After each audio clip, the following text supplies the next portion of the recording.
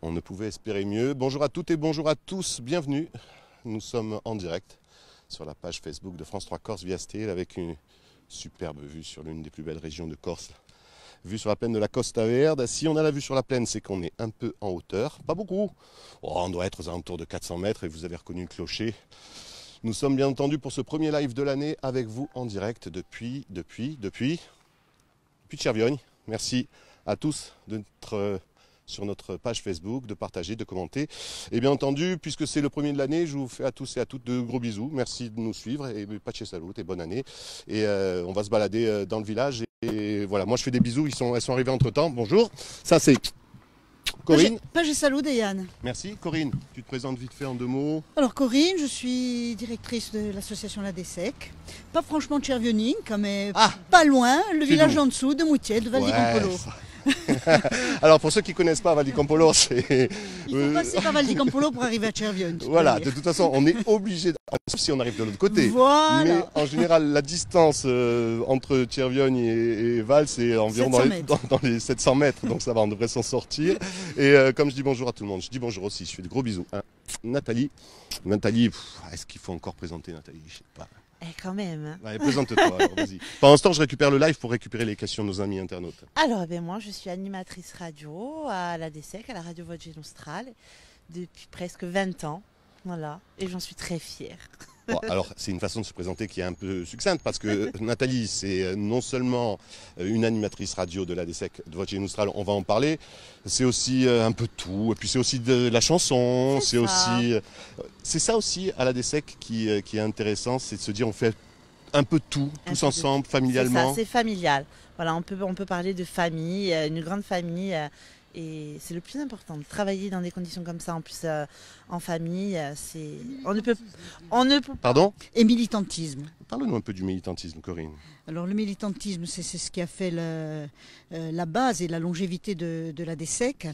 Une association qui va avoir bientôt 50 ans. Mesouzé, Goulon, Canton, ça passe vite. Ça passe vite. Ah ben alors, voyez, quand on dit qu'on est en direct, voilà, on ne peut pas tricher, regardez. Son des jours. Il est en train de sonner, il est 11h et j'en profite. Comme tout à l'heure, on voyait la plaine, on voyait la Costa Verde. On va parler de la DSEC et de l'engagement de la DSEC d'ici quelques instants. Mais je voulais en profiter pour faire un petit coucou à l'Office du tourisme de Costa Verde qui nous suit, qui peut répondre à vos questions. Donc ça tombe bien, il y a Alice de l'Office de tourisme de Costa Verde qui nous fait un coucou. Et puisque j'en suis au coucou, il y a Esia qui nous fait un coucou, qui nous dit qu'il fait beau, il fait toujours beau. Il y a Fatima qui nous fait un coucou depuis Luciana. Attention à la voiture, Nathalie, ne te fais pas écraser, ça embêterait. Pedro qui nous souhaite une bonne année. Il y a Dominique qui nous fait un coucou en nous disant que la Corse c'est trop beau. Doucement la caméra, merci, nous dit Pierre. Ça c'est peut-être justement par rapport aux petits soucis techniques qu'on a eu. Un coucou depuis la Suisse, bonne année 2019, nous dit Daniel. Laurent Ross nous fait un coucou, Hélène Poletti nous fait un coucou, nous dit qu'il fait beau. Et Esia nous dit, n'oubliez pas la foire de la Noisette. On va en parler de la foire de la Noisette et de tout ce qui peut se passer à Cerviogne et dans la Costa Verde d'une manière générale. Je voudrais, comme vous êtes toutes les deux des représentantes de la DSEC, un petit historique en quelques mots. Qui j'embête, Nathalie ou toi? C'est toi qui... Corinne. Passe le bébé. Ouais, Corinne, ça touche à toi, vas-y. Alors, un petit historique. La DSEC, ça commence en... La DSEC 1970. Décembre 1970. Avec un monsieur qui s'appelait Anton Domenico Monti, voilà, qui était le président fondateur. On passe là sous les fenêtres de Mathieu Ferrari, qui a été un des artisans aussi de la création de la DSEC. Et avec M. Monti, il y avait... Avec M. Monti, il y avait M. Mosca, Domenico Mosca, qui s'est beaucoup occupé du musée, du développement du musée. Alors je t'embête, en 3 mots. La DSEC, c'est un musée. Un musée. Une radio. Le but de la DSEC à sa création, promotion, sauvegarde et promotion de la langue et du patrimoine. Voilà, ce qui englobe vraiment le travail linguistique qui a été fait, la lexicographie, la banque de données, l'ouverture du musée. Alors, pour le patrimoine, c'était le musée, voilà, c'est un musée ethnographique et de tradition populaire. Et la base de données et la radio, là on est vraiment sur la langue. Là on est sur la langue et on est vraiment sur la promotion de la langue et sa vulgarisation. C'est-à-dire que Voce Nostral a été la première radio créée donc, au tout début de l'autorisation des radios libres à émettre ses programmes en langue corse. Le deal c'était celui-là. Et c'est toujours d'actualité de nos jours. C'est une radio qui très vite a émis 24 heures sur 24, ce qui n'était pas évident. J'ai connu l'époque des bobines et voilà, Revox, exactement, où il fallait remonter quand l'électricité s'en allait. Mettre un peu de scotch quand ça cassait. Tout à fait, exactement. Donc on peut dire que la radio, ces 20-30 dernières années, a connu une évolution, de par l'évolution technique, assez Oui, extraordinaire. aujourd'hui, on a Voilà, plus obligé de mettre du scotch sur les Revox. Non. Excusez-moi, parce qu'il y a Aline qui nous embrasse, il y a Gabi qui nous embrasse, mais il y a aussi des gens qui nous disent comment je fais pour écouter Voce Nostral? Alors, Eh bien, soit là, tu es dans la région. Voilà, sur le 105.1 ou 95.1. Sur la bande FM. Bande FM, bien évidemment. Ou sinon, maintenant, sur Internet. Ah, voilà. Nathalie va se faire un plaisir de nous donner l'adresse. Et je passe sur la version nouvelle technologie avec Nathalie. Alors, sur Internet, on a un site voge.pro et également en allant sur le site de l'ADSEC directement avec l'onglet Voce Nostral. Et le site de l'ADSEC, c'est adsec.net, N-E-T. Tout simplement. Et il y a une appli Oui, Voce Nostral. qu'on télécharge sur Android et sur Android iPhone. et sur iPhone. Et également, on peut avoir Voce Nostral et sur d'autres sites de radio. Qui le récupère, tout Voilà, qui simplement. les récupèrent et on peut nous écouter. Et puis en si on veut en direct. savoir plus, je suis sûr que vous avez une page Facebook. On a une page Facebook. Pas grand monde ce matin, c'est l'heure où les gens travaillent, où les gamins sont à l'école, donc bon. Mais la vue quand même, Yann. On est, vous l'avez dit avant, à peu près à 400 mètres d'altitude. La commune a sa plaine, donc elle s'étend Partie de jusque- la communauté de communes, c'est la Costa Verde, tout Communauté de simplement. communes, la Mais Costa c'est vrai Verde, que, tout à comme fait. beaucoup de villages insulaires, on a une part de littoral. On regardait un peu sur l'évolution de la démographie. On est à quoi, en gros, aujourd'hui, sur la commune? On est aux alentours de 2000 de habitants. 2000 habitants. Oui. Ça n'a pas trop baissé. C'est un peu la plaine qui a pris, un peu le Ça n'a pas village. baissé, en même temps, ça n'a pas augmenté quand on sait que dans les années 1920, On il était y à avait, 1500. J'ai regardé ce matin. J'ai Un regardé petit ce peu matin. plus, 1007. Allez, elle n'a pas les mêmes chiffres que moi. Tagliacini. Je ne suis pas ajaxien, je suis de Pidriga. Ah dis-moi. oui, c'est vrai. Qu'est-ce qu'on fait? On prend les Alors non, Champs-Élysées, monte, on va monte. prendre la rue pavée. On va aller au cœur du village. Que de souvenirs dans ce village. Moi, je vais faire juste un petit coucou à un monsieur qui fait des toits en lauze avec lequel on a fait un reportage sur cet immeuble-là. Cet immeuble, Sur la maison Rafale qui est là. Alors cette maison, c'est vrai qu'elle a une histoire parce qu'elle a abrité pendant très très longtemps le commerce. Un commerce, donc il y avait fruits et légumes, petites...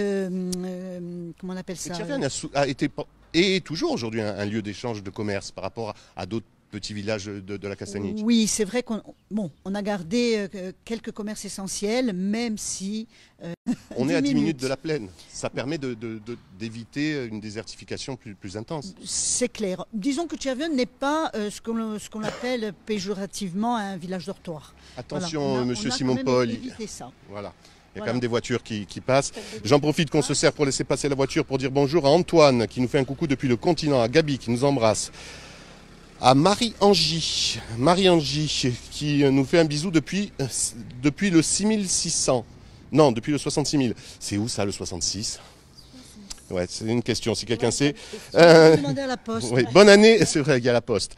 Bonne année depuis Toulouse. Niki, qui nous fait un coucou et nous souhaite une bonne année. Gilou, sens ton village, nous dit Josie. Bonjour la Corse, nous dit Annie. C'est une très bonne journée, bisous. Bonjour à tous, Ange Toussaint, Pachi Salut, Mordi Cogne, Patricia. Ça grimpe un peu, on fait une pause. Pas du tout. Patricia. Patricia nous fait un coucou. Gabi nous dit, vous êtes... Alors Patricia qui a dû arriver en cours de route, qui nous dit, vous êtes dans quel village? Et pour pouvoir répondre à la question... On est dans le plus beau village de Corse, à Tchervion.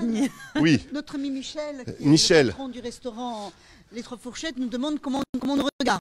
eh ben, on regarde sur Internet, c'est sur Facebook. Et il faut partager. Allez, maintenant, de suite, il faut prendre le téléphone. Oui, il est en plein de travaux. Il y a pas mal de travaux, vous allez voir dans le village. Nous Alors, saluons Monsieur Piagentini. Monsieur Piagentini, écoutez, il me reste que ça pour vous saluer. Désolé, hein, j'ai pris Monsieur Piagentini qui est responsable de la restauration des Santéram. De l'église Santéram, ouais. J'allais dire des bêtises. Et on peut l'associer volontiers d'ailleurs à Sant'Ulisandro Sauli. Ah, faut dire. Mais c'est la cathédrale Sainte. Voilà, cathédrale Sainte. Vous êtes dans quel village? Donc on est à Cerviogne et il y a Sérène qui a répondu Pace salut à toutes, nous dit Angèle. Oui, je reprendrai tout à l'heure. Bisous à Ange, bisous à Gabi, bisous à Alban depuis Portici. D'accord. Très beau musée. On va en parler du musée. Et puisqu'on passe devant la cathédrale, on fait un petit coucou à quelqu'un qui a marqué de son passage le village. Alors oui, celui par qui tout arrive, je dirais, sans Tulisandro Sauli, qui, quand il est arrivé à Cerviogne, n'était pas encore sanctifié, mais sa sanctification, il la doit à 2 miracles réalisés à Cerviogne.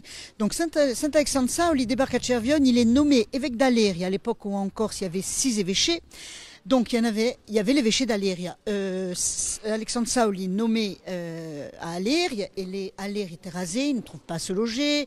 Il a cherché un peu dans les environs et puis il découvre Cerviogne, pain béni pour les Cervionins, et le voilà débarqué en 1578 à Cerviogne où il a installé officiellement le siège de l'évêché d'Aléria. D'où la cathédrale. Voilà, d'où la cathédrale, d'où le séminaire, d'où le palais épiscopal qui était quelque part par là, ce qui nous vaut l'entrée là de la nommée voûte du roi Théodore. Ça, c'est encore un autre pan de l'histoire. Mais on peut dire que Alexandre Sauli, quand il arrive à Cerviogne, il a su vraiment donner une impulsion au niveau démographique et économique au village. Pendant 200 ans, le village a connu un développement hors norme. On continue avec la Strette. Pourquoi on passe par là? Parce que c'est important de passer par là. D'abord parce que tous les chemins mènent à Rome. Celui-ci il mène au musée de la Dessec et à la mairie. Alors, tiens, je vais embêter, parce que sinon elle va essayer de se caper, je vais embêter un peu Nathalie. La Dessec, le musée, on a parlé de la Dessec, la radio. La Dessec, le musée. Tu connais l'historique de la Dessec, le musée, évidemment. Oui, bien sûr. Alors le musée, alors déjà pour ceux qui nous écoutent et qui nous regardent, il faut venir. Si vous n'avez pas vu le musée de Cerviogne, venez faire un tour, ça vaut le coup. 3 €. L'entrée, les adultes, c'est 3 €. Ça va, on va s'en sortir. Donc voilà, 16 salles, un travail magnifique qui a été fait depuis des années, travail qui continue au jour d'aujourd'hui. On peut retrouver la vie d'autrefois en Corse, tout ça. Et donc ouvert à tout le monde. On y reçoit aussi les scolaires, notamment toute l'année.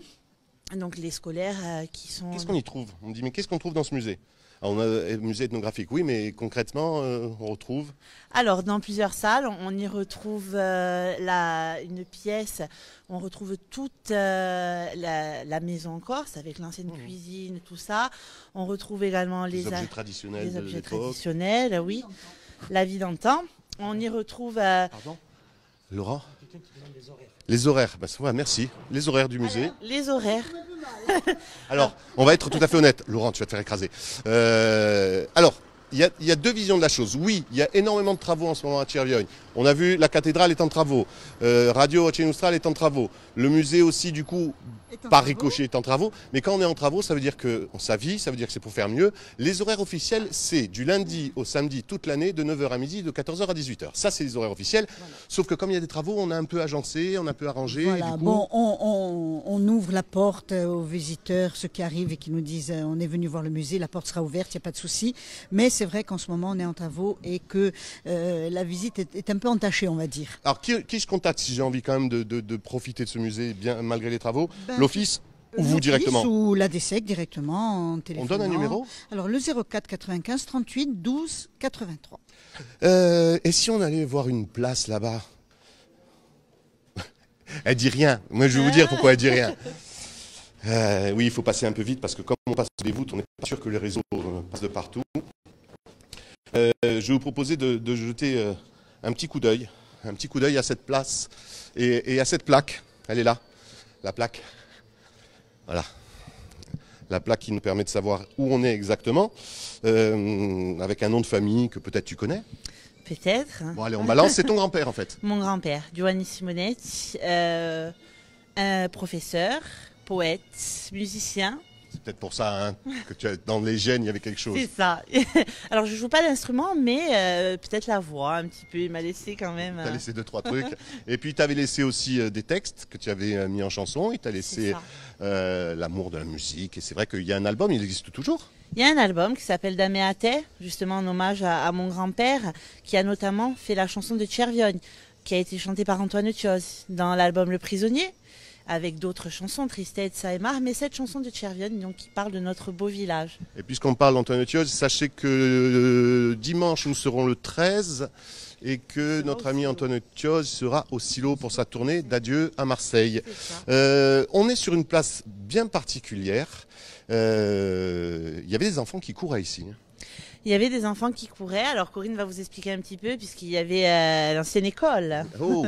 Avant d'être une école, c'était un séminaire. Ça a été le séminaire, oui, créé donc par Alexandre Saoli, qui a ouvert le séminaire dans ce lieu même. Ensuite, ça a été école de filles, ça a été les troupes françaises y ont trouvé de quoi se loger. Et puis l'école du village. Quand on visite le musée, d'ailleurs, on peut voir des photos assez extraordinaires du nombre d'enfants qui ont fréquenté cette école. C'était absolument époustouflant et ça témoigne bien de... Avec les deux cours, il y avait la cour haute et la exactement, cour... Juste en dessous, il y a la cour basse. La cour basse. Et c'est resté, beaucoup de gens viennent voir le musée pour essayer de se replonger un petit peu dans l'ambiance de leur école. Bon, les locaux ont un peu changé, mais ça reste quand même un des faits marquants de Tchervion, cette école qui a été gérée par un certain Philippe Oupéchette. Quand on montait la rue porte son nom, Kéroudio Philippe Oupéchette. Et le collège actuel, qui est juste le nouveau collège qui est en contrebas. Exactement, porte également son nom, le collège Philippe Oupéchette. Alors là, officiellement, c'est l'entrée du musée qui porte comme nom. On l'a baptisé il y a quelques années de ça, du nom d'Anton Dominique Monti, président, fondateur de la DESEC. Voilà. Alors ça, c'est l'entrée officielle. Il y a une autre entrée, parce que comme justement, vous voyez là, il y a plein de travaux. Voilà. Ça, c'est Voce Nostrale. Ça, c'était Voce Nostrale et ça sera Voce Nostrale. C'était Voce Nostrale. Nouvelle génération. Pour l'instant, vous êtes hébergé dans des locaux juste au-dessus, mais la radio va revenir ici, mieux installée, mieux agencée. C'est pour ça que oui, il faut faire de temps en temps des travaux.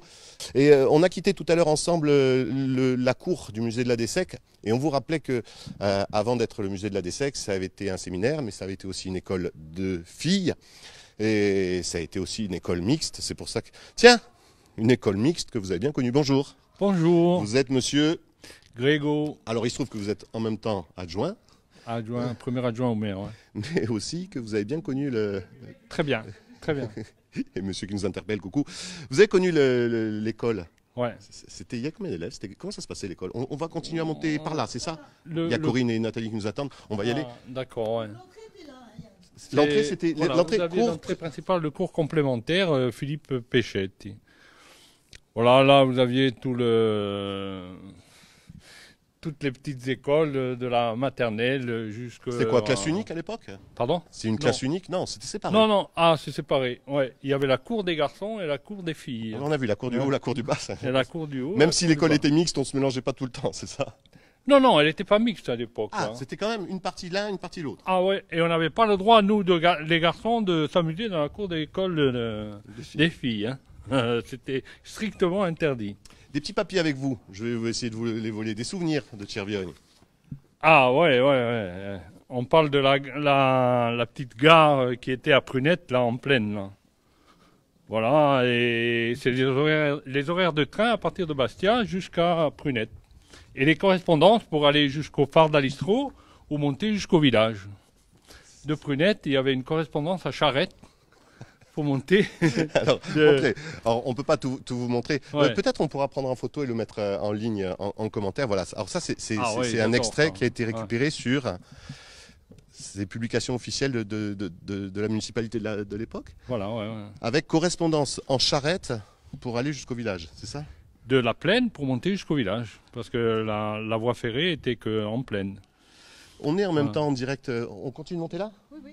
On est en même temps en direct avec l'Office du tourisme de Costa Verde qui, depuis tout à l'heure, nous suit et répond aux différentes questions. L'activité en été, bien sûr, elle existe.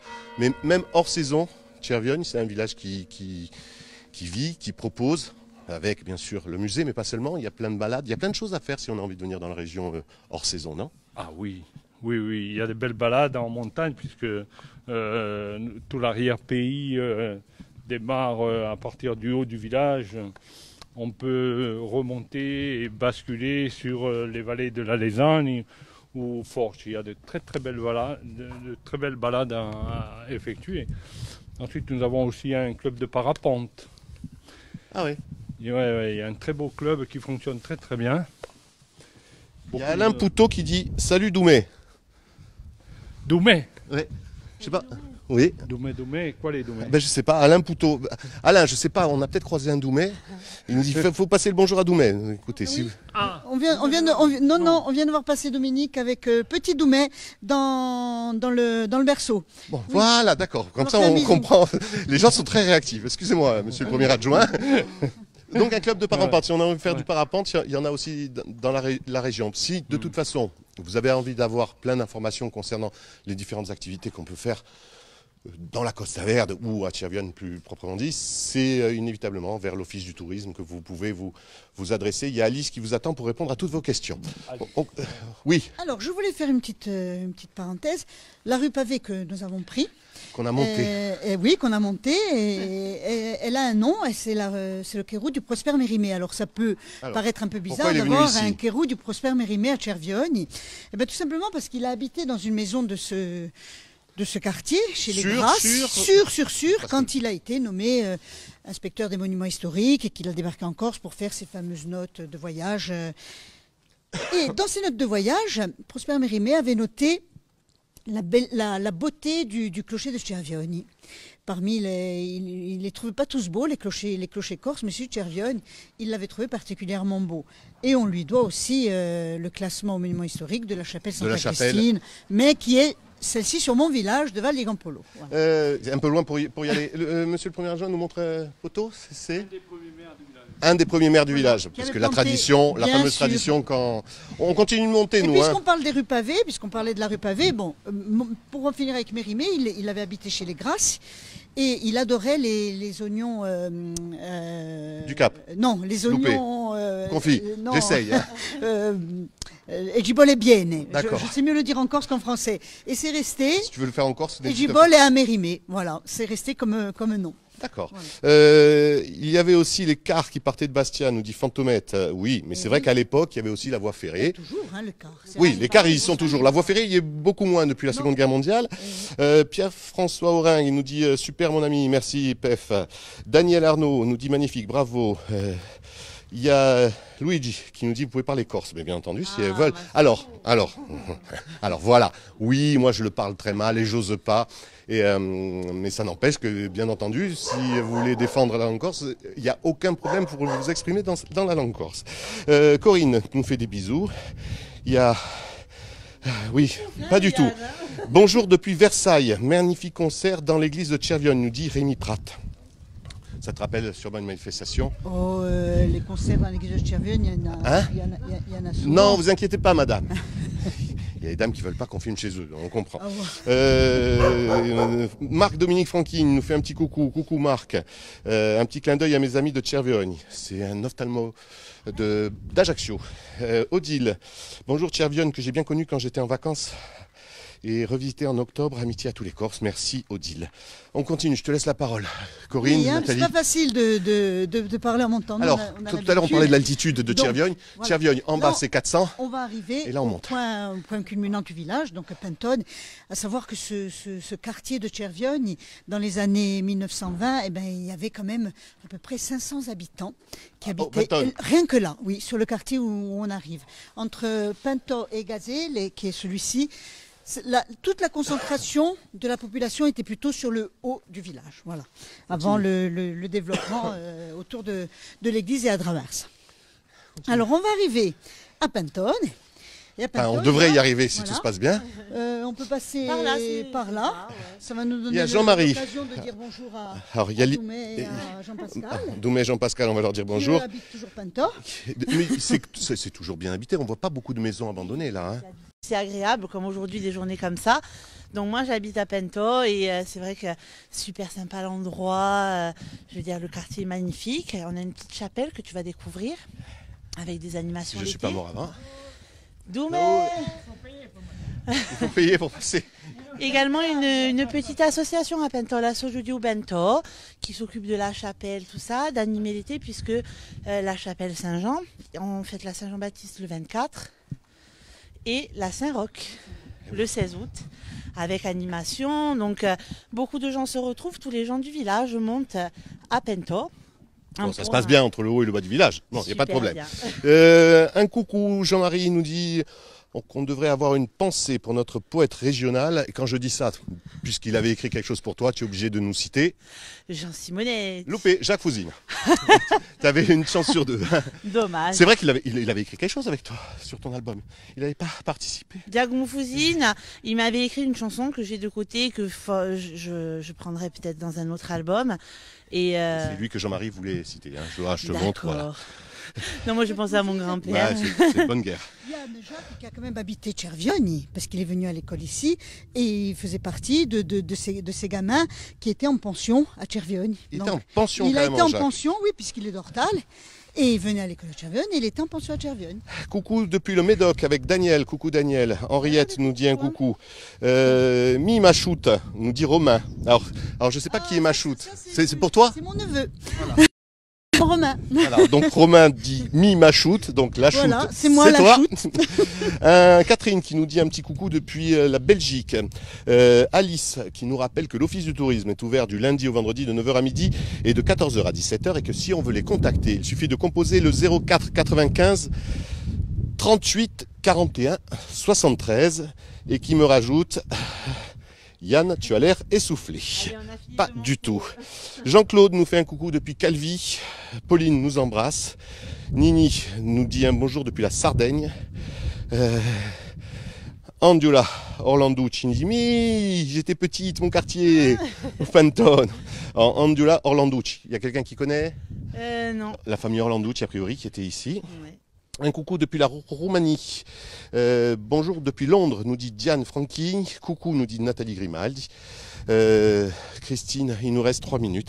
Alors, magnifique paysage. Coucou depuis Paris, Jean-Pierre. Françoise Luciane, je vais emmener des bouteilles d'oxygène. Merci.